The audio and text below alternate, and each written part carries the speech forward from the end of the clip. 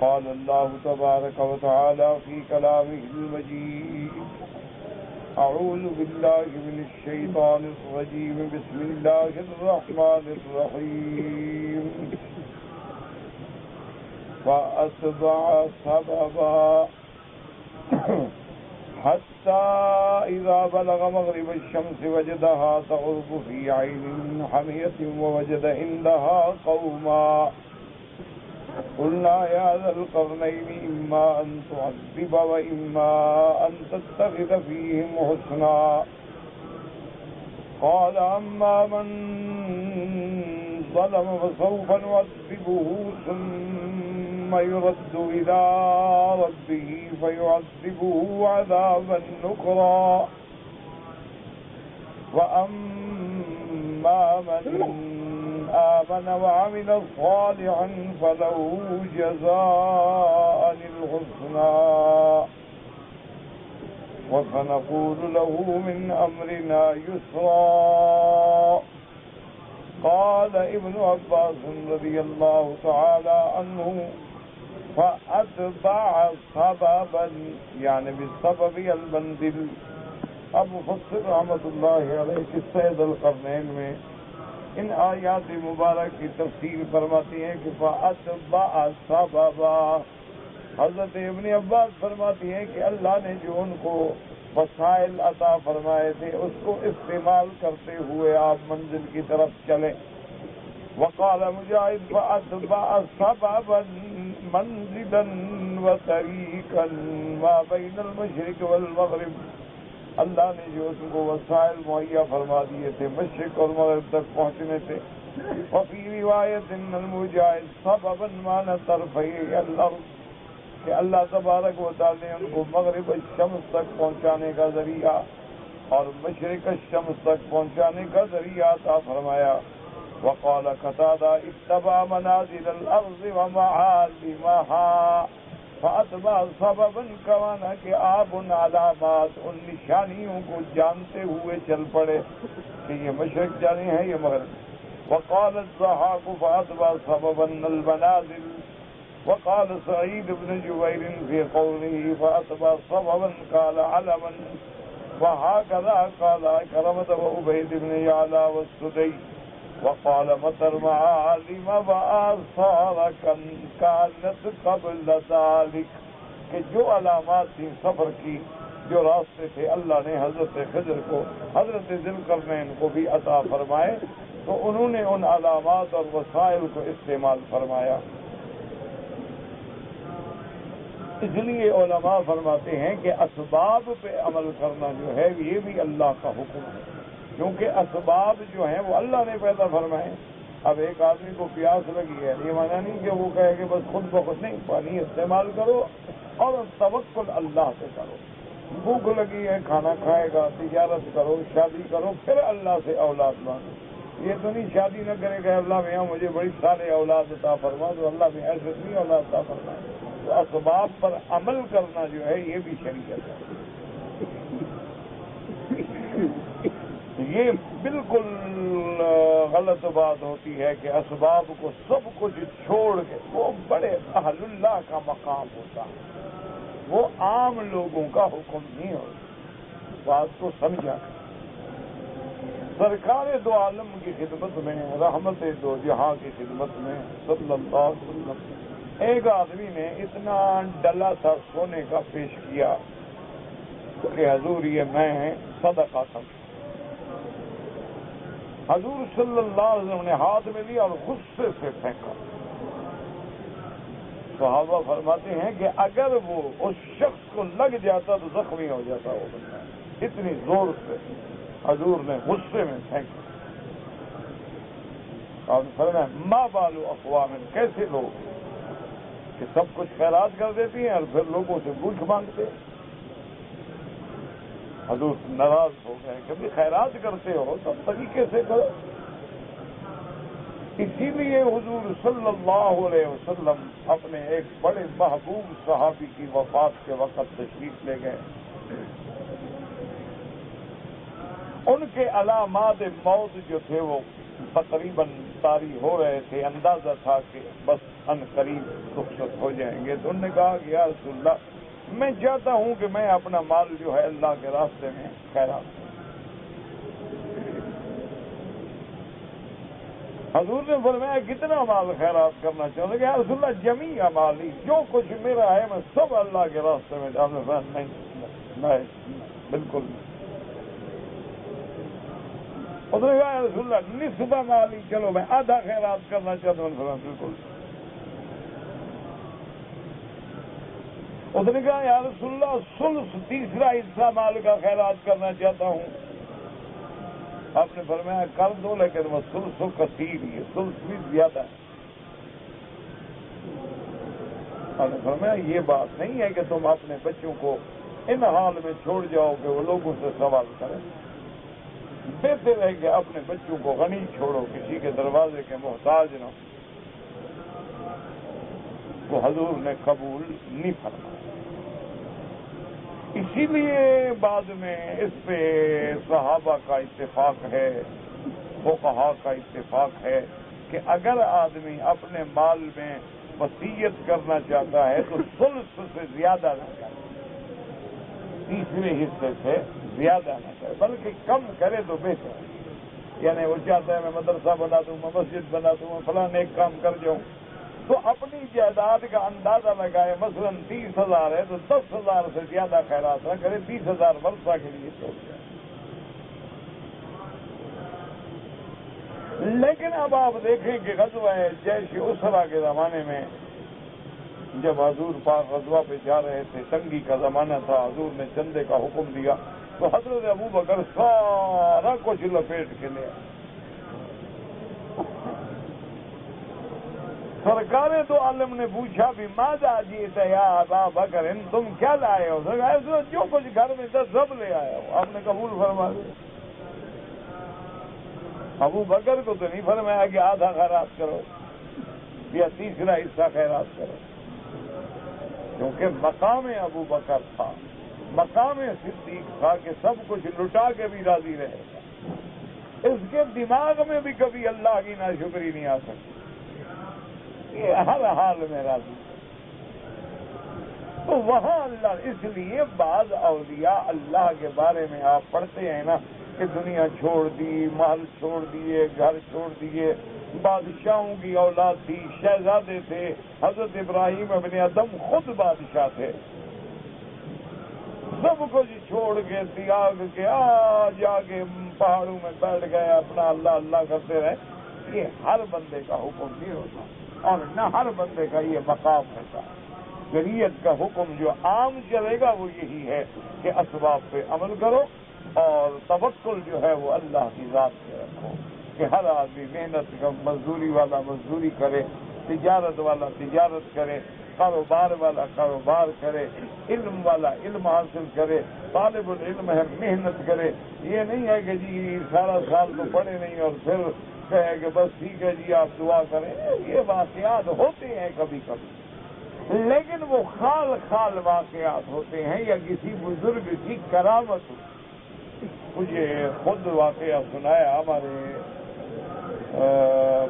وہ ایک بہت بڑے ڈاکٹر ہیں ماشاءاللہ، یعنی بڑے کنسلٹنٹ ہیں، اور ان لوگوں میں ہیں جن کا یعنی پوری دنیا میں نام ہوتا ہے، ورلڈ فیم کے لوگوں میں ہیں۔ تو ان نے مجھے سنایا، کہنے لگے کہ ہم میڈیکل کے اسٹوڈنٹ تھے، طالب تھے، تو ہمارا پرچہ جو ہے بڑا، امتحان کا پرچہ بڑا مشکل تھا، اور ہم تیاری کرنے کے لیے رات کو نکل جاتے تھے کسی لان میں، کسی پلاٹ میں جا کے لائٹ کے نیچے بیٹھ کے پڑھتے رہتے تھے، تیاری کرتے تھے، 2 لڑکے 3 لڑکے 4 لڑکے، تو کسی بڑے پارک میں چلے جاتے۔ اس دور میں آرام گھروں میں ملنا بڑا مشکل ہوتا تھا، ہر گھر میں ایئر کنڈیشن تھوڑے ہوتے، تو بچے بیچارے پارکوں میں اور لانوں میں اور نہر کے کنارے درخت سے نکل جاتے کہ ہوا بھی ہوگی، لائٹ بھی ہوگی تو رات کو پڑھیں گے۔ وہ کہنے لگے کہ ہم 3 لڑکے تھے، تینوں میڈیکل کے لڑکے تھے، آ رہے تھے کہ کان میں آواز بڑی موچی، دروازے پہ تقریر کا آواز آ رہی تھی۔ انہوں نے پوچھا لوگوں سے یہ کیا ہے؟ انہوں نے کہا جلسہ ہے اور صاحب اللہ شاہ بخاری تقریر کر رہے ہیں۔ تو ہم تینوں انہوں نے کہا یار بڑا نام سنا ہے عطا اللہ شاہ بخاری اور امیر شریعت اور خطیب ہند و پاک، اور یہ بڑا نام ہے دنیا میں اخباروں میں، جو 5-10 منٹ سن لیتے ہیں۔ تو ہم تینوں چلے گئے اور پورا مجمع اتنا تھا کہ سڑکیں بھری ہوئی تھیں اور راستہ بند تھا۔ ہم آخر میں کھڑے ہو گئے، تقریر جاری تھی اور شاہ صاحب کی خطابت اپنے شباب پہ تھی، اور جو ہم کھڑے ہوئے ہمیں یہ پتہ ہی نہیں لگا کہ اذان ہو گئی شروع۔ ساری رات ہم کھڑے ہوئے، نہ ہل سکے، نہ پرچہ دماغ میں رہا۔ عطا اللہ بول رہا تھا، عجم کا نغمہ عرب کا نغمہ عجم کی لے میں سنا رہا ہے، وہ مرد درویش جس کو حق نے دیے ہیں انداز خسروانہ۔ ہوا ہے گو تند و تیز ساتھی، چراغ اپنا جلا رہا ہے۔ وہ تو شاہ جی تھا نا، رحمت اللہ علیہ، اللہ ان کی قبروں پہ کروڑوں کروڑوں رحمتیں فرمائے۔ تو وہ کہتے ہیں کہ جب اذان ہوئی تو ہمیں ہوش آیا، ہم نے کہا یار اس مولوی نے تو ہمارا کھانا خراب کر دیا۔ انہوں نے کہا سیر کر دیا ہے، جادو کر دیا، ہم تو مارے گئے، اذان ہو گئی، ابھی ہم جائیں گے، نہائیں گے، چائے پیئیں گے، بچے پہ جائیں گے، تیاری نہیں کی، کتاب دیکھی نہیں۔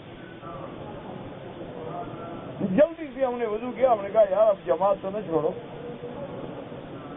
ہم نماز میں شامل ہو گئے، اس کے بعد کہتا ہے مجھے خیال ہے، انہوں نے کہا چلو اسے مولوی کو ہی پکڑو۔ تو کہتے ہیں کہ شاہ جی نماز پڑھا کے اپنے مریدین میں اور اپنے عاشقوں میں پروانوں میں گھرے ہوئے، تھکے ہوئے، ساری رات کے بولے ہوئے آ رہے تھے، خطر کا کرتا پہنا ہوا تھا، اور بڑا اللہ نے ان کو جمال دیا تھا۔ حضرت مولانا محمد علی جوہر نے دیکھا ہے کہ جوانی تو ہم نے سب کی خوبصورت دیکھی ہے، لیکن بڑھاپا بخاری کا خوبصورت ہوتا ہے، کہ جو بڑھاپے میں بھی خوبصورت ہے۔ جوانی میں تو ہر آدمی خوبصورت ہوتا ہے نا، خون بولتا ہے نا۔ تو کہتے ہیں کہ ہم تینوں لڑکے جناب نکلتے مجمع سے شاہ جی کے قریب گئے اور ہم نے پکڑ لیا۔ ہم نے کہا شاہ جی بات یہ ہے کہ ہم تینوں میڈیکل کے اسٹوڈنٹ ہیں، رات پرچے کی تیاری کرنے آئے، آپ کی تقریر سنی، ہم تو بس ساری رات تقریر میں کھڑے رہے، ہم نے کتاب کھول کے بھی نہیں دیکھی، تو اب ہمارا تو کھانا خراب ہو جائے گا، مہربانی کر کے ہمارے لیے دعا تو کر دیں۔ تو ایسے کہتے ہیں شاہ جی نے ہمیں دیکھا، کہنے لگے جاؤ اس پرچے سے تسی فیل نہیں ہوندے تے باقی تسی جانو تو تہاڈا کم جانا۔ یہ کبھی کبھی ہوتی ہیں ایسی باتیں، یہ ہمیشہ نہیں ہوتی۔ اللہ والوں کی زبان سے کبھی بات نکل جاتی ہے، اللہ لاج رکھ لیتے۔ رب اشعث اغبر لو اقسم علی اللہ لابرہ، حدیث میں آتا ہے کہ بعض لوگ ہوتے ہیں بال بکھرے ہوئے ہیں اور کپڑے آلودہ ہیں، لیکن اللہ کی قسم کھا کے کوئی بات کہہ دیں تو اللہ کہتا ہے میرے بندے کو سچا کر۔ اسی طرح حضور نے فرمایا کہ اہل جنت کا پوچھتے ہو، کل ضعیف متضعف، ہر کمزور متواضع ضعیف جنت کے لوگ ہوں گے، کل عتل جواز متکبر اہل النار، ہر سرکش اور متکبر جو ہے وہ جہنم میں۔ تو وہ ڈاکٹر صاحبان کہنے لگے، انہوں نے کہا کہ جی ہم گھر گئے، گھر جانے کے بعد ہم نے غسل کیا، غسل کر کے جو تھوڑا بہت ناشتہ واشتہ تھا وہ ناشتہ کیا، اور وہ کتابیں ہم نے ہاتھ میں لے لی کہ بھئی یہاں سے گھر سے جاتے جاتے میڈیکل کالج تک کم از کم پونا گھنٹہ لگتا تھا ٹانگے میں، تو ٹانگے میں پڑھتے رہیں۔ کہتے یقین کریں جو ہم ٹانگے میں پڑھتے گئے وہی پرچے میں آیا، اور ہم نے 100 نمبر لیے۔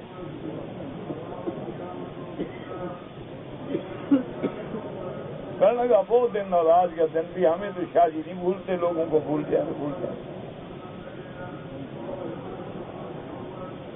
انہوں نے کہا وہی کتاب جو ہم کھول کے پڑھتے گئے نا گھر سے کالج تک، وہی سوال امتحان میں آ گئے تھے، ہمارے تو 100 نمبر بن گئے، وہ تو ہم تازہ تیار ہو کے جا رہے تھے۔ تو یہ باتیں کبھی کبھی ہوتی ہیں، اس کا معنی یہ نہیں ہوتا کہ طالب پڑھنا چھوڑ دے، جا کے بزرگ سے دعا کرا لوں گا، انشاءاللہ 100% فیل ہو جائے گا، دعا ایک طرف رکھی رہے گی بفضل اللہ، بالکل آرام سے۔ تو آدمی محنت کرے، عمل کرے، اسباب کے اس کو اسباب پہ عمل کرنا جو ہے یہ بھی تکلیف ہے، کیونکہ اللہ نے ان اسباب کو پیدا کیا ہے۔ اس لیے اللہ فرماتے ہیں کہ ذوالقرنین نے جو یہ منازل طے کی، ہم نے ان کو اسباب پیدا کر اسباب سبب، اس نے ہمارے اسباب پہ عمل کیا، جو ہم نے اسباب دیے تھے اس پر عمل کیا اور اس سے وہ چلا۔ اب سبب کا معنی راستہ بھی ہے، علامات بھی ہیں، وسائل بھی ہیں، ذرائع بھی ہیں، تمام چیزوں پر یہ لفظ جو ہے عام ہے اور اس کا اطلاق۔ حتی اذا بلغ مغرب الشمس وجدها تغرب في عين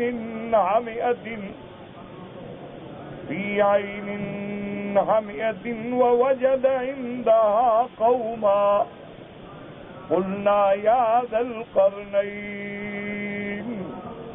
إما أن تؤذب وإما أن تتخذ فيهم حسنا حتى إذا بلغ مغرب الشمس فسلك طريقا حتى وصل أقصى ما يسلك فيه من الأرض من ناحية المغرب وهو مغرب الأرض۔ وہ چلتے چلتے چلتے اس جگہ پہ پہنچے، یعنی گویا جہاں مغرب کی انتہا ہوتی ہے، یعنی من یہ، اور انہوں نے دیکھا کہ سورج جو ہے ایک ایسے چشمے میں جو گدلا اور مٹیالا چشمہ ہے ڈوب رہا ہے۔ اب من یہ نہیں ہوتا کہ باقی سورج ڈوبتا ہے، بات تو سمجھا کریے، محاورہ ہوتا ہے۔ جیسے آپ سمندر میں سفر کر رہے ہوں تو معلوم ہوگا کہ سمندر میں سورج ڈوب رہا ہے، حالانکہ وہ سمندر میں تھوڑا ڈوب رہا ہوتا ہے، یا آپ دور سے دیکھیں گے تو سمندر سے نکل رہا ہے۔ ہم نے بحری جہازوں میں سفر کیا الحمدللہ، کئی دفعہ دیکھا ہے کہ وہ ایسے بالکل معلوم ہوگا وہ بالکل جیسے غوطہ لگاتے ہیں وہ سمندر میں ڈوب گیا، حالانکہ وہ سمندر میں تھوڑا ڈوب رہا ہے۔ سورج تو آپ کی زمین سے بھی کئی گنا بڑا ہے۔ اللہ نے یہ جتنا زمین بنائی ہے نا، اس کو اگر 16 سے ضرب دو تو پھر جا کے سورج کے برابر ہوگی، یعنی 16 گنا بڑا ہے سورج سے۔ اور تو اس لیے یہ معنی نہیں ہوتا اس کے ڈوبنے کا یا اس کے نکلنے کا، یعنی دیکھنے والے کی نظر کی انتہا یہی ہے کہ اس کے بعد چونکہ آبادی نہیں تو لہذا معنی یہ ہوا کہ وہاں پہنچ گیا ہے جہاں سورج ڈوب گیا اور سورج غروب ہو گیا، اور وہاں انہوں نے دیکھا کہ ایک قوم آباد ہے۔ اللہ نے اجازت دے دی حضرت ذوالقرنین کو کہ اس قوم کو تم چاہو تو قتل کر دو، سزا دے دو، کیونکہ چاہو تو ان کے لیے کوئی بھلائی کا فیصلہ کر دو، جیسے ہے تمہاری اجازت ہے تمہیں۔ اس لیے فرماتے ہیں وَوَجَدَ عِندَهَا قَوْمًا وَأَمَّا الْوُصُولُ إِلَىٰ مَغْرِبِ الشَّمْسِ مِنَ السَّمَاءِ فَمُتَعَذِّرٌ۔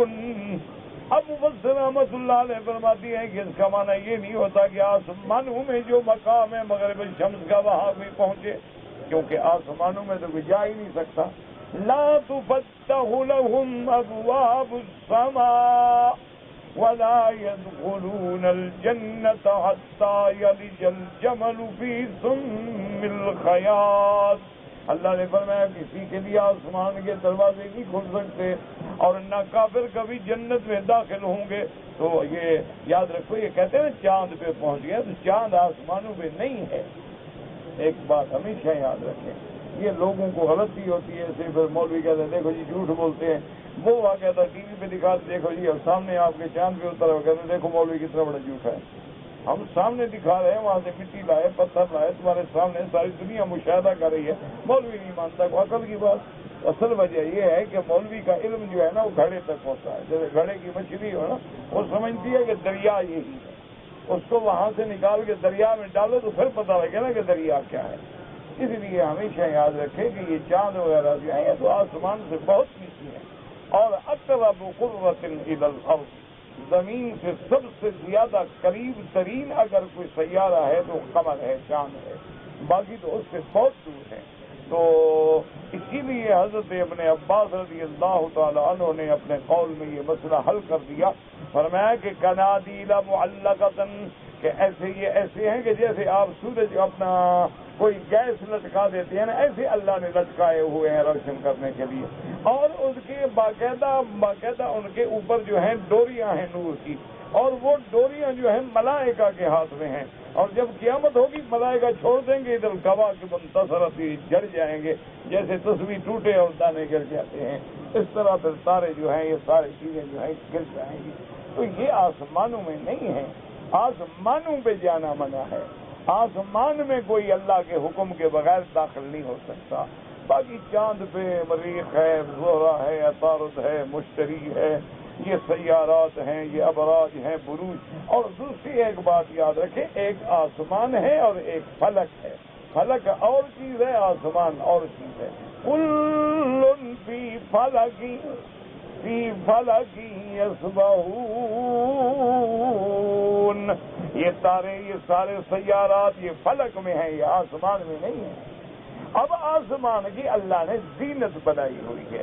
آپ دیکھیں نا، جیسے اپنے گھر کی چھت کے نیچے آپ ایک ڈیکور کر دیتے ہیں، اس میں بجلیاں بتی لگا دیتے ہیں، کیسے خوب. حالانکہ وہ چھت تھوڑی ہے، چھت تو اس کے اوپر ہے، لیکن اس کے نیچے آپ نے جسکم بورڈ سے ایک ڈیکور بنا دیا ہے اور اس میں چھوٹی چھوٹی چاندنی بنا دی ہے، بتیاں لگا دی ہیں، اور وہ جناب بڑا گھر روشن نظر آتا ہے. تو اسی طرح اللہ نے مانا زینا السماء الدنیا بزینت الکواکب. یہ مانا نہیں کہ وہ چاند کے سورج کے اندر یا چاند آسمانوں میں ٹنگے ہوئے ہیں، یہ بات نہیں ہے. اس لیے یہ اس کے لیے اللہ نے ایک زینت بنا دی ہے.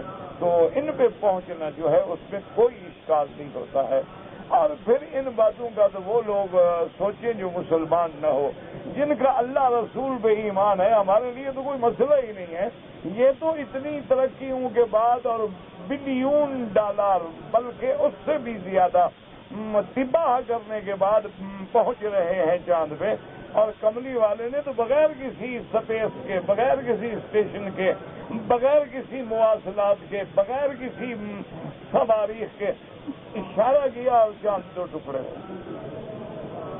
ہم تو اس نبی کے ماننے والے ہیں، ہم کیوں گھبرائیں یا پریشان ہوں. اسی لیے اقبال کہتے ہیں نا، خیرہ نہ کر سکا مجھے جلوہ دانے کے فرنگ. وہ کہتا ہے یہ فرنگیوں کے جلوے جو ہے نا، یہ مجھے نہیں اندھا کر سکتے. سرما ہے میری آنکھ کا خاک مدینہ و نجف. ہم نے مدینے والوں کو مانا ہے، اہل بیت کو مانا ہے، ان کے کرامات کو مانا ہے. یہ ہمیں کیا پاگل بنا سکتے ہیں؟ یہ تو چیز ہی کوئی نہیں ہے، یہ تو مسئلہ ہی کوئی نہیں ہے. تو اس لیے ہمیشہ یاد رکھا کریں کہ آدمی کو چاہیے کہ اپنا علم حاصل کرے. بہت سارے مفسرین ہیں جنہوں نے فلکیات پہ بحث کی ہے. فلکیات مستقل ایک علم ہے، جیسے طبقات الارض جو ہے مستقل ایک علم ہے، اسی طرح فلکیات جو ہے مستقل ایک علم ہے. اس پر علماء نے بحثیں کی ہیں اور بتایا ہے کہ یہ چاند کیا ہے، تارے کیا ہیں، سیارات کیا ہیں، سیارات متحرکہ کیا ہیں، سیارات ثابتہ کیا ہیں، ابراج کیا ہیں، بروج کیا ہیں. تو قرآن تو بتا رہے ہیں آپ چیز. تبارک الذی جعل فی السماء بروجا وجعل فیہا سراجا وقمرا منیرا. اللہ قرآن میں بتا رہا ہے. اللہ فرماتے ہیں والقمر قدرناہ منازل حتی عاد کالارجون القدیم لا الشمس ينبغي لها أن تدرك القمر ولا الليل سابق النهار وكل في فلك يسبحون. اللہ تو ہر نظام کو بتا رہا ہے. اور کبھی آپ نے غور کیا ہے کہ دیکھیں چاند کہاں ہے، سمندر کہاں ہے، لیکن جوں جوں چاند بڑھتا جائے گا سمندر میں مد و جزر بھی بڑھتا جائے گا. آپ دیکھیں نا، پہلی رات کا چاند ہو تو سمندر ٹھنڈا ہوگا، دوسرا، تیسرا، چوتھا، پانچواں، جب 14ویں رات پہ چاند جو جبل پہ آئے گا، بدر کامل بنے گا تو سمندر میں بالکل ابھر آئے. تو آخر آپ اس پہ غور کریں کہ سمندر اور چاند کا کیا تعلق ہے، چاند اور چکور کا کیا تعلق ہے. آخر ایسے تو نہیں لوگوں نے مثالیں بنا ڈالی ہیں دنیا میں. تو یہ ساری چیزیں الحمدللہ کتابوں میں موجود ہیں. لیکن ضرورت اس بات کی ہے کہ آدمی محنت کرے، آدمی مطالعہ کرے، آدمی مراجعہ کرے اور ان چیزوں کی طرف غور کرے. اب دیکھیں نا کہ حضرت ذوالقرنین نے، اچھا اس سے ہمیں اللہ نے سبق دیا کہ ذوالقرنین بھی تو ایک انسان تھا نا، لیکن اس نے جب میرے اسباب پہ عمل کیا تو مشارق المغارب پر پہنچ گیا. اور تم اگر میرے اسباب پہ عمل کرو گے تم بھی دنیا پہ چھا جاؤ گے. لیکن افسوس یہ ہے، بدقسمتی یہ ہے کہ وہ حضور کی امت جس کو اللہ نے سب سے پہلا حکم دیا تھا اقرأ بسم ربک الذی خلق، آج وہی مسلمان ہے جو پڑھتا نہیں. کافروں نے علم حاصل کیا اور کہاں پہنچ گئے. اور ہم نے آج تک جناب بس وہ الف انار اور بے بلی، کاف کتا، اے حکا، بس کیوں؟ اور وہ بھی ہم نے ان کی نقل کی ہے کہ انہوں نے کہا تھا نا اے ایپل، ٹی او کو کہا تھا کیٹ، او بلی، ڈی ڈاگ، کتا، تو ہم نے بھی تو آخر اپنے ماں باپ کی نقل کرنی تھی، وہ روحانی ماں باپ ہے نا ہمارے، تو ہم نے بھی کہا تھا اسی طرح بنایا، الف انار بے بلی کا کتا اے حکا، یہ نہیں بنا سکے کہ الف اللہ بے بیت اللہ میم مدینہ اے حج میم مکہ، یہ نہیں بنا سکے، یہ تو پھر لوگ کہتے ہیں مسلمان ہیں، نہیں، اگر تمہارے قاعدے میں الف اللہ ہوتا تو پھر شام کو بچہ آ کے پوچھتا نا ابا سے، ابا یہ اللہ کیا ہے؟ بے بیت اللہ پڑھ کے آتا بچہ تو شام کو پوچھتا نا اما جان یہ بیت اللہ کیا ہوتا ہے؟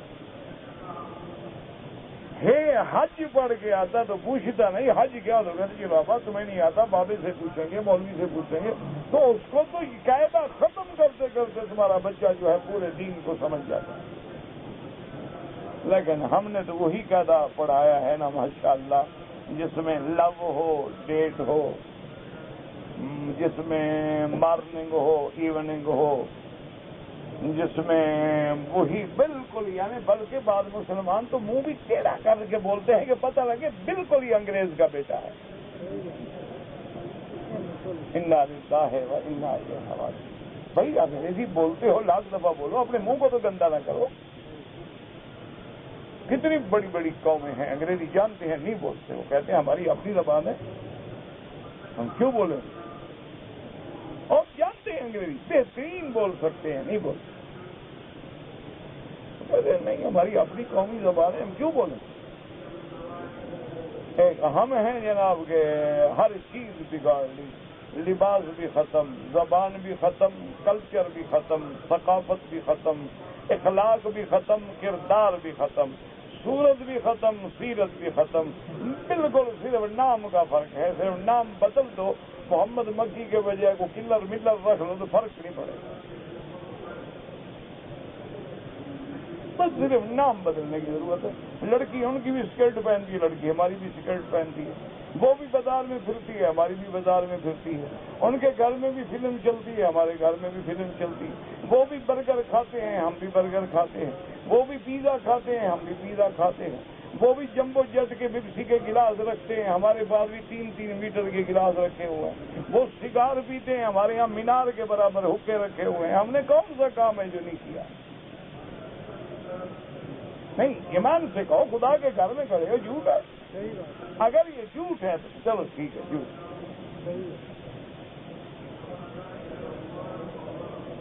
نہ مثال چلو اللہ کے کعبے میں میں آپ سے پوچھتا ہوں، چھوڑے مولویوں کو، میں تو پاگل آدمی ہوں نا، کبھی کبھی جنون آ جاتا ہے، کبھی کبھی اوبیٹر گھوم جاتا ہے دماغ کا، آپ ماشاءاللہ بڑے سمجھدار، ایمان سے کہیں خدا کے کعبے میں بات سچی کریں، ہمارے نوجوان جو داڑھی منڈاتے ہیں یہ کس کی اقتدا کرتے ہیں؟ محمد مصطفیٰ کی، صحابہ کی، اہل بیت کی، اولیاء اللہ کی، ائمہ محدثین کی، ائمہ فقہا کی، کس کی؟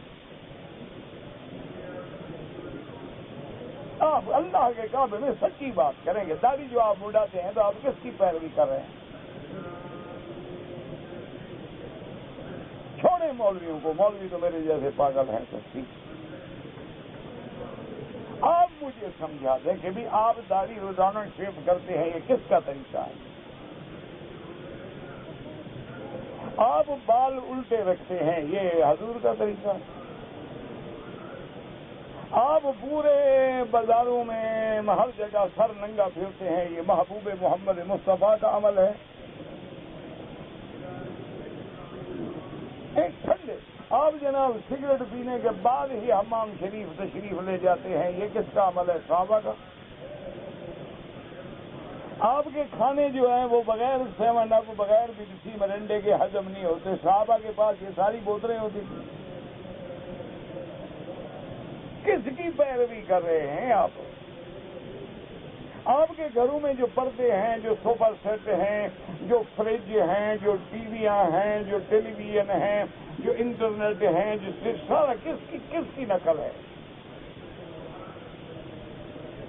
ڈانسنگ فلور ہیں، باقاعدہ بار ہیں. اب تو مسلمان ملکوں کے ہوٹلوں میں ہر کمرے میں منی بار.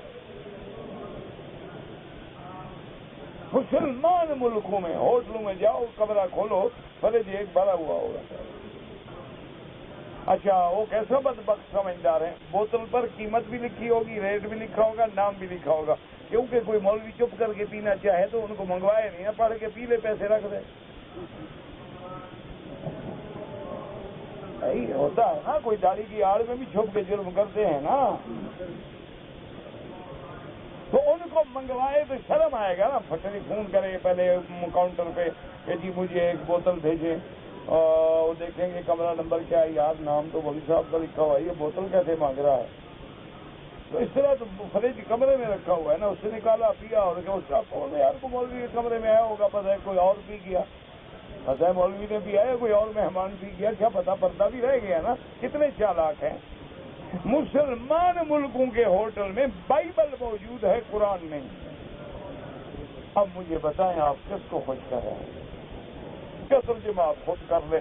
حضور فرماتے ہیں کہ من تشبہ بقوم فہو منہم. جو آدمی جس قوم کی شکل بنائے گا اللہ کی قیامت میں ان کو انہی کے ساتھ کھڑا کرے گا. تو آپ خود فرمائیں، یہ جو ہم نے شکلیں بنائی ہوئی ہیں تو ہمیں کس کے ساتھ کھڑا کرے گا؟ یہ خود فیصلہ کر لیں، چھوڑیں مولویوں کو. مولوی تو میرے جیسے بے وقوف ہیں، چیختے رہتے ہیں، پاگل ہیں، آپ کے فیشن سے جلتے ہوں گے. دیکھیں نا کیسا بندہ خوبصورت لگتا ہے، کلین شیو ہو، تنگ پینٹ پہنی ہوئی ہو، جب سجدہ کرے تو ماشاءاللہ دیکھو منظر ہوتا ہے. شیشہ رکھا کرو، پیچھے دیکھا کرو. گلے میں جب پٹا تو لگ رہا ہو، معلوم نہیں ہوتا پتہ نہیں کس چیز کا پٹا ہے. آپ کے لیے تو بڑی مقدس چیز ہوگی نا ٹائی، علامت سلیم. عیسیٰ علیہ السلام کو پھانسی پہ لٹکایا گیا تھا نا، انہوں نے ہر بندے کو لٹکا دیا. ان کے عقیدے میں ہے نا، عیسیٰ سولی پہ چڑھ گیا، انہوں نے کہا ہم ہر بندے کو سولی چڑھائیں گے. آپ بڑی قیمتی اور میچنگ خریدتے ہیں، سوٹ سے میچ کرتی ہو، اور بالکل پیورلی سلکی ہو اور ریشمی ہو اور بڑی، اور پھر اس کے باندھنے کا بھی طریقہ آتا ہوتا کہ اچھی طرح اگر کوئی پکڑ لے انشاءاللہ تو یہی کافی ہے، کسی اور ہتھیار کی ضرورت ہی نہیں. اللہ اگر سزا دینا چاہیں گے تو یہی کافی تھے. لغلالو فی اعناقہم، پہلے سے گردن میں ہم نے ڈال رکھا. والسلاسل یسحبون، انا للہ وانا الیہ راجعون. باقی تم جانو، تمہارا کام جانے. ہم تو چیختے رہیں گے، ہمیں تو بھائی اسی کے نام کا ٹکروٹی ملتی ہے، دین کے نام کی. ہم اگر یہ چیخنا بھی بند کر دیں گے تو ہمیں دیکھو نا کون روٹی ڈالے گا. ہمیں تو اللہ کے دین کے نام کی روٹی ملتی ہے. ہم تو چوکیدار ہیں، چپراسی ہیں، ہم تو چیخیں گے چور چور چور کرتے رہیں گے. آگے تمہاری مرضی ہے، مانو مانو، نہ مانو نہ مانو. تم اس پہ عمل کرو تمہاری مرضی، نہ عمل کرو تمہاری مرضی. ہم تو اپنی روٹی، اپنی ڈیوٹی نہیں چھوڑ سکتے. اس لیے فرماتی ہے اذا بلغ مغرب الشمس وجدها تغرب في عین حمیہ. اس لیے ہم فرماتی مایت کرو صاحب کے ربان صار بالطبع مدتن والشمس من ورائی شیء لا حقیقت له. اب مفسر رحمۃ اللہ علیہ کہتے ہیں کہ بعض قصہ کو لوگوں نے قصوں میں لکھا ہے کہ حضرت ذوالقرنین چلتے گئے اور سورج کے غروب ہونے کے مقام سے بھی آگے نکل گئے. یہ ساری باتیں حقیقت کی کوئی حقیقت نہیں. اکثر ذالک من خرافات اہل کتاب اختراع زنادقہم وکذبہم. اکثر باتیں وہ ہیں جو روایات اسرائیلیہ ہیں، جو پہلے لوگوں نے جھوٹ بنائے ہیں، جو زنادقہ نے اللہ کے دین کے اندر جھوٹی باتیں داخل کی ہیں. وجدها تغرب في عین حمیۃ. شمس فی منظر دن تغرب البحر المحیط. انہوں نے وہ منظر دیکھا کہ سورج جو ہے وہ بحر محیط میں ڈوب رہا ہے. وَهَذَا شَأْنُ كُلِّ مَنِ انتهى إِلَىٰ سَاحِلِهِ. ہر وہ بندہ جو سمندر کے کنارے پہ چلا جائے ایسے دیکھے گا کہ چاند سورج جو ہے وہ سمندر میں ڈوب رہا ہے کا نہ تو فیلات فارق الفلک الذي مسوس فی لا تفارق والحامیۃ مشتقۃ الکرام محمد والدین کما قال تعالی انی خالق بشرا من صلصال من حمأ مسنون عین پانی حامئۃ میلا کچیلا، یعنی وہ پانی جو گدلا ہو جائے، جس میں مٹی مل جائے، کیچڑ مل جائے، کیچڑ ملا پانی، اس کو کہتے ہیں عین حامئۃ۔ اب مفسر کہتا ہے کہ اس کا مقام جو ہے فلا کے رابع میں ہے، وہاں وہ اپنی جگہ پہ موجود ہے۔ والحامیۃ مشتقۃ حما، حما کہتے ہیں مٹی، جیسے اللہ نے فرمایا انی خالق بشرا من صلصال من حمأ مسنون وقد تقدم بیانه وقال ابن جریج یونس قال اخبرنا وابن قال انبانا بنبی نعیم سمعت الرحمن قال يقول قال بعض يقول عين حمئة ثم فسر ذات حمأة قال انا اقام الله بارك الله وعلم بالقران مني ولكن اجدها في التوقيف في تين سوداء۔ انہوں نے فرمایا کہ جیسے کالے رنگ کی مٹی ہو جائے، یعنی پانی ہو، مٹی ہو، کیچڑ ہو تو سیاہ نظر آتی ہے۔ وقد روى غير واحد عن ابن عباس قال بجاد وغير واحد وقال سيدنا محمد بن صاد بن يوسف بن عباس النبي قال النبي صلى الله عليه وسلم اقرأه حامئة وقال علي بن ابي طلحة بل وجدها تغرب في عين حامئة، حامئة او حامئة معنی گرم۔ وقضا قال سبحانہ وتعالی وقراءتان مشہورتان، مفسر فرماتے ہیں کہ دونوں قراتیں ہیں، جس قرات کو بھی پڑھا جائے وہ جائز ہے۔ وایما قال قاسین قدرا ولافت بین معنیہما اس قد تكون حاتم جاورتها وحج الشمس غروبها ولاقات الشعب الحائل وحامية في ماء دين الاسود كما قال ابو العبار وغيره والله اعلم۔ اللهم صل على سيدنا۔ کہتے جی کہ تمام صحابہ میں سب سے بڑے قاری کون تھے؟ ابی بن کعب۔ حضور نے فرمایا کہ اقرأکم ابی بن کعب رضی اللہ تعالی عنہ۔ تمام صحابہ میں قرآن کی قرات کا علم جو ہے سب سے زیادہ حضرت ابی بن کعب کو رضی اللہ تعالی۔ اسی لیے سیدنا عمر رضی اللہ تعالی عنہ نے اپنے زمانے میں تمام لوگوں کو تراویح میں حضرت ابی بن کعب سے جمع کیا کہ سب سے بڑے قاری وہی ہیں، ان کو حکم دیا کہ 20 رکعتیں پڑھاؤ۔ کہتے جی کہ شلوار ہو، پاجامہ ہو یا پینٹ ہو، بہرحال گھٹنے سے اوپر ہو، ٹخنے سے اوپر ہو۔ اب باقی جتنا مانا یہ ہے کہ اگر اونچی پنڈلی پہ ہو تو سبحان اللہ، ورنہ کم از کم ٹخنے سے اوپر ہو۔ نماز پڑھتے بھول جائے، مجھے کیا پتا کیا بھول جائے، وضاحت کرو نا۔ کہتے ہیں جی کہ ایک شخص حنفی ہے، اس نے شادی کی ہے وہابیوں کے پاس، مجھے کیا پتا وہابی کس کو کہتے ہیں، حنفی کس کو کہتے ہیں۔ پہلے مجھے وضاحت کر کے لکھو کہ حنفی سے مراد آپ کی کیا ہے اور وہابی سے مراد آپ کی کیا ہے۔ بعض لوگ کہتے ہیں کہ گھڑی پہن کر نماز نہیں ہوتی، بالکل ہو جاتی ہے، کوئی بنا نہیں، گھڑی پہن کے نماز میں کوئی بنا نہیں۔ کہتے ہیں جی کہ جب میں نماز پڑھتا ہوں تو میرے خیالات گھر کی طرف چلے جاتے ہیں، انسان ہے وہ معاف ہے، اللہ نے معاف کیا، تو باقی کوشش کرو کہ عبادت میں خیالات ادھر ادھر نہ جائیں، اور اس کا طریقہ یہ ہوتا ہے کہ جو آپ پڑھ رہے ہیں اس کی طرف توجہ کامل رکھو۔ اب دیکھو نا، آپ نے اللہ اکبر کہا، ایک تو ہے اللہ سے، ایک ہے خیال کریں کہ میں کیا کہہ رہا ہوں۔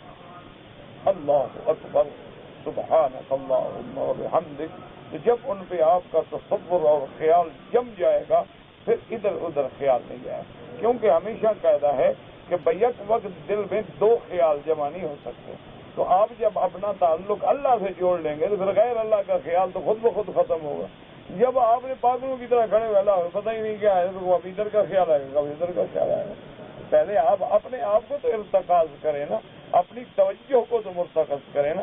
اب دیکھیں نا، مثلا ایک چھوٹی سی بات ہے کہ یہ ایک اینک ہے، چھوٹی سی معمولی سی، اس کا یہ مسمار کیل جو ہے نکل گیا، اب یہ کیل میں نے اس جگہ رکھنا ہو، اگر پوری توجہ نہ ہو تو کیل لگا سکتا ہوں؟ کبھی ادھر ہو جائے گا، کبھی تو اب پوری اینک لگا کے اور دوربین لگا کے اور ہر نظر ادھر ادھر سے بچا کے پوری توجہ کر کے وہاں رکھ. جب اللہ کے ساتھ تعلق لگانا ہو تو پہلے تعلق جب اللہ کے ساتھ نہیں بناؤ گے تو کیسے بنے گا؟ اس کو کہتے ہیں ارتقاء، کہ اپنے تخیل کو مرتقل کرو ایک مقام پہ. جب تک یہ نہیں کرو گے تو پھر تو کچھ نہیں ہوگا. یہ دیکھو نا چائے کی پیالی ہے، اگر یہ خیال پورا نہ ہو تو آپ چائے نہیں بنا سکتے. خیال پورا نہ ہو پی نہیں سکتے. خیال ادھر ادھر ہو تو چائے باہر گر جائے گی. تو جب چائے کی پیالی نہیں آپ بنا سکتے ہو تو اللہ کا ملنا ایسے مذاق ہے. نماز میں ہو اور سوچ رہے ہو کہ بر زباں تسبیح ہو در دل گاؤ خر. اسی لیے بزرگ کہہ گئے نا کہ زبان پہ اللہ اکبر ہے، خیال ہے کہ گدا میری کہاں ہے. کہتے ہیں جی حرم شریف میں فرض نماز پہ 1,00,000 کا ثواب ملتا ہے. نہیں جناب، ہر عبادت پہ انشاءاللہ فرض ہے، سنت ہے، نفل ہے، روزہ ہے، قرآن کی تلاوت ہے، طواف ہے، سب پہ اللہ 1,00,000 دیں گے. ہمیشہ اصول ہوتا ہے ایک عبادت کا ذکر کیا جاتا ہے، باقی اسی پر قیاس کی جاتی ہے. بیر طوا جو ہے جی وہ کہاں واقع ہے؟ بیر طوا میں تو حضور کی انگوٹھی نہیں گری تھی. آپ کو کس نے کہا؟ بیر طوا مکے میں ہے، انگوٹھی مدینے میں گری، اور وہ بھی حضرت عثمان کے زمانے میں گری، حضور سے تو نہیں گری. بس جو مرضی آئے لگ دیتے ہیں ماشاءاللہ. کہتے ہیں جی کہ جب مردے کی تجہیز ہو جاتی ہے، تکفین ہو جاتی ہے، جنازہ ہو جاتا ہے، قبر میں پہنچ جاتا ہے، تو سوال والے فرشتے کتنی دیر بعد آتے ہیں؟ جا جو رہے ہیں آپ، پتہ لگ جائے گا. یہ سوال تو وہ کرے نا جس نے نہ جانا ہو. جب آپ جا رہے ہیں انشاءاللہ تو فکر نہ کریں، پتہ لگ جائے گا کہ کتنی دیر کرتے ہیں. ویسے حدیث مبارک میں آتا ہے کہ حضور پاک ایک جنازے پہ تشریف لے گئے. جب ان کو دفن کر لیا تو حضور نے فرمایا اپنے بھائی کے لیے دعا مانگو. فاسألوا له التثبیت الآن یسأل. اس کے لیے دعا مانگو، ابھی سوال جواب ہوگا. اس کا معنی ہے کہ اس کے بعد فوراً ہوتا ہے. ہر سال شب برات میں بندوں کی تقدیر لکھی جاتی ہے. یہ روایات ہے.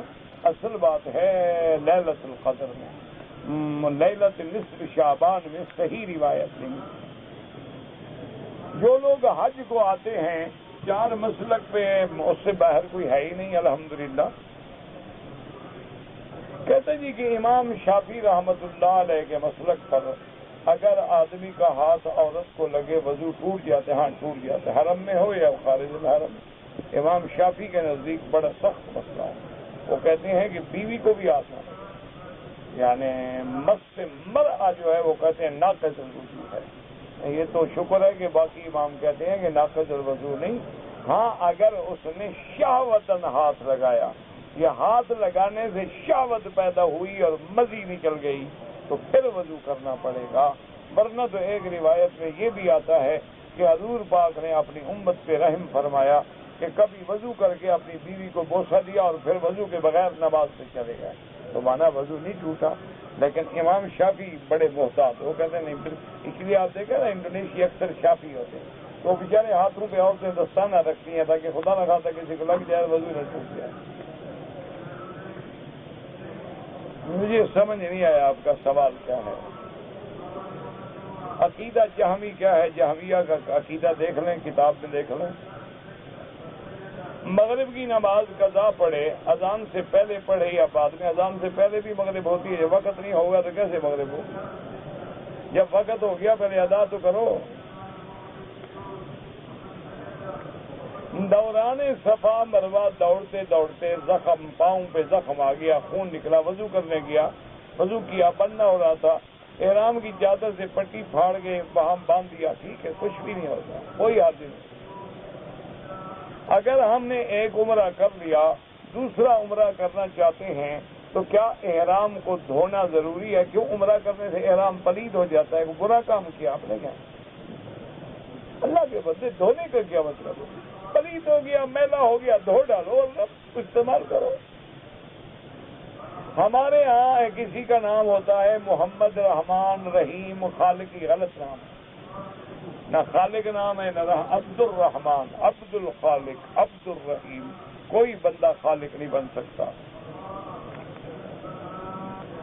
کہتے جی کہ بعض لوگوں کے قمیص میں یہاں ایک رسی بنی ہوتی ہے، خلیج کے لوگوں کی اللہ عالم کیوں بنی ہوتی ہے، ٹائی کے قائم مقام ہے تو پھر تو وہی بات ہے، اور اگر کوئی وجہ ہے تو اللہ عالم، مجھے پتہ نہیں، ان سے پوچھے نا جن کے علاقے کی چیز ہے۔ کہتے جی کہ زمزم کو چائے اور سالن میں ڈال سکتے ہیں، جب حاجی پیٹ میں ڈال سکتا ہے تو ہر جگہ ڈال سکتا ہے، تمہارے پیٹ میں تو ہر بلا کھڑی ہے نا آگے، تو کوئی فرق نہیں پڑتا۔ ویسے قاعدہ یہ ہے کہ جب دوسرا پانی موجود ہو تو ادباً علماء لکھتے ہیں کہ اس کو ضائع نہ کرو، اس کو صرف پینے کے کام، مطلب تو پانی ہے۔ قرآن کریم کی قراءت یہ سب قراءات ہیں، جیسے مجریہا، مجریہا، عین حامئۃ، عین حامیۃ، اللہ الذی خلقکم من ضعف خلقکم من ضعف، یہ قراءت ہے۔ انسان کے لیے بیعت کرنا ضروری ہے میرے بھائی۔ بیعت کا معنی یہ ہوتا ہے کہ جیسے ہم بیمار ہو جائیں تو ڈاکٹر کے پاس جانا ضروری ہے، تو اسی لیے بزرگ فرماتے ہیں کہ اپنی اصلاح کے لیے کسی اللہ والے سے تعلق رکھے تاکہ وہ ہمارے اعمال پہ نگرانی کرے اور ہمارا فکر کرے اور ہماری اصلاح کرے، لیکن یہ شرط ہے کہ وہ مرشد جو ہے قرآن و سنت کا پابند، اور اگر کوئی ایسا بندہ نہ ملے تو پھر کوئی ضروری، سب سے بڑی ہدایت والی کتاب اللہ کا قرآن موجود ہے، ہمارے پاس سنت رسول اللہ صلی اللہ علیہ وسلم موجود ہے، لیکن اگر کوئی ایسا بزرگ مل جائے جو قرآن و سنت کا حامل ہو، جو اتباع قرآن و سنت کرنے والا ہو، تو معنی یہ ہوتا ہے کہ اب ہم اس کی نگرانی میں آ گئے، وہ ہمارے اعمال پہ نظر رکھے گا، وہ ہماری اصلاح کے لیے ہمیں طریقے بتائے گا۔ جیسے ظاہری ڈاکٹر علاج میں بتلاتا ہے کہ بھئی آپ اینٹی بایوٹک لے لیں، آپ پیناڈول کی 2 گولیاں 3 دفعہ لے لیں، تو وہ اللہ والا بھی جانتا ہے کہ اس میں شرک کی بیماری ہے تو توحید پہ لے آؤں، اس میں بدعات کی بیماری ہے تو سنت پہ لے آؤں، اس میں ریا کی بیماری ہے تو اخلاص پہ لے آؤں، اس کے اندر جھوٹ بولنے کی بیماری ہے تو سچ بات بولنے کے لیے لے آؤں، تو اسی طرح وہ بھی ایک معالج ہوتا ہے۔ لیکن یہ ضروری نہیں، اگر نہ ملے تو کوئی بات نہیں، آپ قرآن و سنت میں چلیں۔ کہتے ہیں کہ جی 4 امام جو ہیں فقہ کے، کیا ہم ایک امام کی اقوال کی پیروی کریں یا جس کی چاہیں؟ تو پھر آپ جب جس کی چاہیں تو پھر امام کی پیروی تو نہ ہوئی، پھر تو آپ کا اپنا منشا ہو گیا، یہ تو پھر آپ کا منشا ہے، آپ جدھر چاہیں۔ اور اگر آپ کو اللہ نے اتنا علم عطا فرمایا ہے کہ 4 ائمہ کے دلائل آپ کے سامنے ہیں، تو آپ کو ضرورت ہی نہیں کسی امام کے پیچھے چلنے کی۔ اور اسی طرح لیکن یاد رکھیں کہ جو آدمی 2 کشتیوں میں پاؤں رکھ کے چلے تو انجام کیا ہوگا، اس انجام کو دیکھ لیں۔ تو اس لیے ہمیشہ یاد رکھیں کہ جن لوگوں کو اللہ نے علم عطا فرمایا ہے، قرآن و سنت کے مسائل پہ عبور ہے، اور ان کے سامنے قرآن پاک کے اور احادیث مبارک کے احکام نسخ و منسوخ موجود ہیں، ان کے سامنے اسباب نزول موجود ہیں، ان کے سامنے احادیث مبارک کی تطبیق موجود ہے، ان کو ضرورت نہیں تقلید کرنے کی، وہ تو خود قرآن کو سمجھیں، احادیث کو سمجھیں اور عمل کریں۔ لیکن اگر ہم نے اس طرح کھلی چھٹی دے دی کہ ہر بندہ خود سمجھ لے، تو پھر انجام جو ہے مشکل سے ایسے ہوگا جیسے کسی کو آپ میڈیکل اسٹور میں کھڑا کر دیں کہ جی آپ انگریزی پڑھے ہوئے ہیں، بس پڑھ کے دوائی دے جاؤ، تو انشاءاللہ پھر قبرستانوں کی زمین زیادہ لینی پڑے گی۔ تو بہرحال اس لیے اللہ کا ایک نظام ہے کہ اللہ کا قرآن نبی کے بغیر سمجھ نہیں آتا، اور فرمان نبی صحابہ کے بغیر سمجھ نہیں آتا، اور ان سب کے اقوال جو ہیں وہ ائمہ محدثین مجتہدین اور فقہاء کے بغیر سمجھ نہیں آتے۔ یہ ایک کڑی ہے، ایک سلسلہ ہے، جیسے تسبیح میں ایک دانے پروئے ہوئے ہیں، ذرا دھاگا ٹوٹے گا تو دانے بکھر جائیں گے۔ اللہ پاک سے دعا کریں کہ اللہ ہمارے تعلق کو ثابت رکھے۔ کہتے ہیں کہ یہ حضور صلی اللہ علیہ وسلم بشر ہیں یا نور ہیں؟ 1400 سال میں آپ کو پتہ نہیں لگا، یعنی آج تک جو آپ کلمہ پڑھ رہے ہیں تو وہ آپ شک میں ہیں، اور شک میں کلمہ پڑھنے والا تو مسلمان ہی نہیں ہوتا۔ یعنی 1423 سال گزر گئے، ابھی امت کو پتہ نہیں لگا کہ ہمارے آقا بشر ہیں یا نور ہیں۔ اس سے بڑی کوئی بدقسمتی ہے؟ انا للہ و انا الیہ راجعون۔ یاد رکھیں کہ میرے آقا بھی بشر ہیں، سید البشر ہیں، خیر البشر ہیں، افضل البشر ہیں، اور تمام انبیاء جو ہیں وہ بھی بشر ہیں۔ اگر کوئی آدمی بشریت انبیاء کا انکار کرتا ہے تو وہ کافر ہو جاتا ہے، کیونکہ اللہ کے قرآن میں نص ہے، اللہ نے فرمایا کہ ہم نے جتنے پیغمبر بھیجے ہیں انسان بھیجے ہیں، ما ارسلنا من قبلک من رسول الا رجالا۔ حضور کو اللہ نے فرمایا کہ میرا مدنی آپ میرے کو پہلے نبی تو نہیں، ہم نے جتنے پیغمبر بھیجے ہیں مرد بھیجے ہیں اور انسان بھیجے ہیں۔ اللہ نے قرآن میں فرما دیا کہ میرا محبوب اعلان کر دو، قل سبحان ربی هل كنت الا بشرا رسولا۔ اور جہاں جہاں لفظ نور آتا ہے اس سے مراد ہوتا ہے نور نبوت، یعنی جیسے کہ ایک نور ہے تو راستہ واضح ہے، حضور کی نبوت بھی اسی طرح واضح ہے، کوئی نہ مانے تو اس کی مرضی ہے۔ جیسے اللہ نے فرمایا قرآن جو ہے نور ہے، وَأَنزَلْنَا إِلَيْكَ نُورًا مُبِينًا، ہم نے آپ کی طرف اتارا ہے جو نور ہے کھلا ہوا۔ تو اس لیے جو بھی انسان مسلمان ہی نہیں رہ سکتا اگر وہ حضور پاک کو بشریت کا انکار کرے، کیونکہ یہ تو نفس کا مسئلہ ہے۔ اور اگر بشریت کا انکار کر کے حضور کو اللہ کے نور کا ٹکڑا مان لیں تو نور کی تو پھر اولاد نہیں ہوتی، پھر حضور کی اولاد کی نسبت کس کی طرف کریں گے آپ؟ جبریل علیہ السلام کے کتنا بچے ہیں؟ جبریل نور ہے، میکائیل نور ہے، اسرافیل نور ہے، ملائکہ نور ہے، ان کی بیوی بچے اولاد ہے۔ تو اگر ہم نے حضور پاک کو بھی نور اور اللہ کے نور کا ایک ٹکڑا مان لیا تو پھر بیوی فاطمہ کی نسبت کس کی طرف کرو گے؟ بیوی زینب ہے، رقیہ ہے، ام کلثوم ہے، حضور کی بیویاں ہیں۔ یہ کوئی ایسا مسئلہ نہیں ہے، دیکھو جاہلوں نے ایک دماغ بنا رکھا ہے کہ جو نور مانتا ہے سبحان اللہ وہ تو عاشق ہے، اور جو حضور کو بشر کہہ رہے ہو وہاں بھی ہو گیا۔ یہ تو جاہلوں کے گھڑے ہوئے قصے ہیں۔ انا للہ و انا الیہ راجعون۔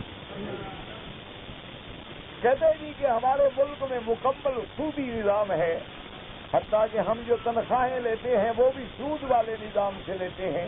آپ پر گناہ نہیں ہوگا، کیونکہ سودی نظام کا بدلنا عام آدمی کے ہاتھ میں نہیں ہوتا۔ سودی نظام کے بدلنے کا سب سے بڑا ذمہ دار وہ ہے جس کو اللہ اقتدار دے، جس کو اللہ تبارک و تعالی طاقت دے اور قوت دے، ان کے لیے حکم ہے کہ وہ فوراً حرام کو بدلیں، ان کے لیے۔ اور جب تک وہ نہ بدلا جائے ہم معذور ہیں، ہم مجبور ہیں، ہم نے نوکری کرنی ہے، تنخواہ تو خزانے سے لینی۔ ورنہ اگر ان باتوں پہ غور کیا جائے تو ہمارے خزانوں میں تو حرام بھی ملا ہوا ہے نا۔ یعنی ایک اندھا آدمی بھی سمجھ سکتا ہے کہ اگر ایک من دودھ بڑا مٹکا بھرا ہوا ہو اور اس میں نعوذ باللہ ایک چھٹانگ کو کوئی پیشاب ڈال دیا جائے، کیا خیال ہے سارا حرام ہو جائے گا یا صرف ایک چھٹانگ حرام ہوگا؟ تو اسی طرح اندازہ کریں کہ جب خزانوں میں ظالمانہ ٹیکس کے پیسے جمع کیے جاتے ہیں، جب اس خزانے میں سگریٹ کے اور حرام کے اور شراب پر جو ٹیکس لگتی ہے وہ پیسہ بھی خزانے میں ڈالا جاتا ہے، بلکہ ان خزانوں میں جو طوائفیں زنا کرتی ہیں، جو گانے بجانے کے کام کرتے ہیں، ان پر جو ٹیکس کی فیسیں ہیں وہ بھی خزانے میں ڈالی جاتی ہیں۔ تو کتنا حلال صاحب، لیکن مجبوراً ہمیں تنخواہ لینی جائز ہے، نوکری کر رہے ہیں تو ہم اپنے کام کا بدلہ لے رہے ہیں، ہمیں ان کے سود سے کوئی تعلق نہیں ہوتا۔ لیکن اللہ جن کو توفیق عطا فرمائے تو وہ سودی نظام سے بچنے کی کوشش کریں اور دعا کریں کہ اللہ پورے عالم اسلام سے یہ یہودیوں کا اقتصادی نظام جو ہے ختم فرما کے اسلام کا نظام نافذ فرمائے۔ بدعت کی حسنہ بدعت کبھی حسنہ نہیں ہوتی، بدعت تو بدعت ہے، وہ گمراہی ہوتی۔ جس بدعت کو حسنہ کہا گیا ہے وہ باعتبار لغت کی ہے، بدعت کا معنی نئی چیز۔ جیسے کہ سیدنا عمر رضی اللہ تعالی عنہ نے جب تمام صحابہ کو جمع کر کے ابی بن کعب کے پیچھے تراویح میں کھڑا کیا اور 20 رکعات کا حکم دیا تو وہاں بھی فرمایا کہ نعمت البدعۃ، یار کیا اچھی چیز ہے۔ تو مراد بدعت نہیں ہے، کیونکہ حضرت عمر کا تو عمل سنت ہے اور پھر تمام صحابہ کا اجماع جو ہے وہ سنت ہے۔ اس لیے کبھی بدعت لغوی ہوتی ہے، لیکن بدعت شرعی جو ہے وہ ہر حال میں گمراہی ہے۔ کل بدعت ضلالہ وکل ضلالۃ فی النار۔ اسی انبیاء کا وسیلہ جو ہے وہ قرآن اور سنت میں ثابت نہیں ہے، کیونکہ اگر وسیلہ ثابت ہوتا تو سرکار تو جہاں ہمیں اس کی تعلیم دیتے۔ سارے قرآن میں دعائیں بھری ہوئی ہیں، ربنا آتنا فی الدنیا حسنہ، ربنا ظلمنا انفسنا، ربنا لا تزغ قلوبنا، ربنا لا تؤاخذنا ان نسینا او اخطأنا، لا الہ الا انت سبحانک انی کنت من الظالمین، رب انی مسنی الضر وانت ارحم الراحمین، رب انی مغلوب فانتصر۔ تو لہذا علماء نے فرمایا ہے کہ بغیر وسیلے کے براہ راست اللہ سے دعا مانگی جائے۔ کہتے ہیں کہ اگر کسی معاملے میں ایک لڑکا ہے جس کی عمر 6 سال ہے، یا ایک لڑکا ہے جس کی عمر 9 سال ہے، تو کیا اس کی شہادت قابل قبول ہوگی؟ شریعت کے مسائل میں احکام کی تکلیف جو ہے وہ بالغ ہونے کے بعد شروع ہوتی ہے، کہ جیسے اب بالغ ہونے سے پہلے اس پہ نماز فرض نہیں ہے، بالغ ہونے سے پہلے اس پہ حج فرض نہیں ہے، لیکن اگر بچے کو حج کرایا جائے تو حج تو اس کا ہوگا، اس کو اللہ تبارک و تعالیٰ نفلی حج کا ثواب دیں گے۔ اگر آپ 5 سال کے بچے کو بھی نماز پہ ساتھ لے آتے ہیں، طواف میں ساتھ لے جاتے ہیں، تو اللہ کسی کا ثواب ضائع نہیں کرتے ہیں۔ تو اس لیے علماء فرماتے ہیں کہ اگر اس بچے میں تمیز ہے، عقل ہے، بعض بچے 9 سال کے بڑے سمجھدار ہوتے ہیں ماشاءاللہ، اور بعض بچے جو ہیں وہ 15 سال کے بھی عقل بھی رکھتے ہیں، تو اس لیے علماء فرماتے ہیں کہ اگر وہ سن رشد کو پہنچ جائے یا اس کے اندر رشد و تمیز پیدا ہو جائے، جیسے کہ مرنے کے بعد اولاد کو مال کب پرسا دیں گے؟ جب ان میں عقل آ جائے، جب ان میں تمیز آ جائے، چاہے وہ بالغ ہونے سے بھی پہلے آ جائے۔ اسی لیے اور بعض مقامات میں جو قرآن نے شہادت کا ذکر کیا ہے، جیسے یوسف علیہ السلام کے قصہ مبارک میں ہے، وہ شاہد شاہد من اہلہا، جس میں مفسرین نے لکھا ہے کہ ایک چھوٹے بچے نے گواہی دی، اور اسی طرح جیسے سیدنا عیسیٰ ابن مریم علیہ السلام نے بھی جھولے میں اپنی والدہ کی عفت و عصمت کی گواہی دی، اپنی نبوت کی گواہی دی، قال انی عبد اللہ آتانی الکتاب وجعلنی نبیا۔ تو یہ سارے جو ہیں یہ معجزات ہیں، یہ کرامات ہیں۔ تو اللہ تبارک و تعالیٰ نے خرق عادت کے طور پر ان بچوں کی گواہی کو صحیح معنی میں گواہی کا رکھ دیا ہے۔ باقی اللہ تبارک و تعالیٰ کے احکام وہ اس وقت تنفیذ ہوتی ہے جب بندہ بالغ ہو جاتا ہے۔ کہتا ہے کہ میں نے ایک آدمی سے سنا ہے کہ عورتوں کا پردہ کرنا تو ضروری ہے، لیکن چہرے کا پردہ ضروری نہیں ہے۔ تو میرے عزیز، پہلی بات تو یہ سمجھیں کہ پردہ کرنا ضروری کیوں ہے، پردہ کرنے کی ضرورت کیا ہے؟ حالانکہ اگر آپ اللہ کا قرآن پڑھیں تو آپ کو سمجھ آ جائے، سب سے پہلے تو اللہ نے عورت کے لیے اس کے گھر کی 4 دیواری کو پردہ بنایا ہے کہ وَقَرْنَ فِي بُيُوتِكُنَّ، اپنے گھروں میں رہو، باہر مت نکلو بغیر ضرورت کے۔ تو معنی یہ ہے کہ پہلے تو 4 دیواری کا پردہ رہے، اور اگر تمہیں ضرورت کی مجبوری میں نکلنا پڑے تو فرمایا وَلَا تَبَرَّجْنَ تَبَرُّجَ الْجَاهِلِيَّةِ، کہ پھر تم ایسا نہ کرو جیسے جاہلیت کی عورتیں جو ہیں وہ بناؤ سنگار کر کے، یا بدن پہ باریک یا سخت کپڑے پہن کے جس سے عورت کے اعضاء ظاہر ہوں، باہر نہ نکلو۔ اور تیسرا سبق یہ دیا اللہ تبارک و تعالیٰ نے کہ میرے محبوب، آپ اپنی بیویوں سے بھی فرما دیں، آپ اپنی بیٹیوں سے بھی فرما دیں اور آپ ایمان والی عورتوں کو بھی فرما دیں کہ یدنین علیہن من جلابیبہن، کہ اپنے چہروں کے اوپر سے، علا جو ہے استعلاء کے لیے ہے، استعلاء کا معنی ہے اوپر سے کپڑا کھینچ کے وہ گھونگھٹ نکالیں. تو اب جب گھونگھٹ نکالیں گے تو چہرہ ہی چھپے گا. اور دوسری بات اللہ نے حکم دیا کہ عورتیں جب چلیں تو زمین پہ پاؤں مار کے نہ چلیں. عورتیں اگر چلیں تو پاؤں میں بجنے والا زیور نہ پہنے کہ جب پاؤں پڑے تو جھنکار آئے اور لوگ متوجہ ہوں. عورتیں اگر چلیں تو ایسی خوشبو نہ لگائیں کہ لوگ خوشبو سونگھ کے دیکھیں یار کہاں سے خوشبو آ رہی ہے تو توجہ ہو جائے. یہ سارا نظام ہمیں کیوں بتلایا جا رہا ہے؟ اور اس کے بعد فرمایا کہ ایمان والو، اگر عورت تمہارے سامنے آ جائے تو اپنی نظریں نیچے کر لو. عورتوں کو حکم دیا وَقُلْ لِلْمُؤْمِنَاتِ يَغْضُضْنَ مِنْ أَبْصَارِهِنَّ، کہ ایمان والی عورتوں سے کہہ دو کہ اگر کوئی مرد اتفاق سے سامنے آ جائے تو نظریں نیچی کر دو. تو معلوم ہوا کہ پردہ جو ہے یہ عورت کو فتنے سے بچانے کے لیے ہے.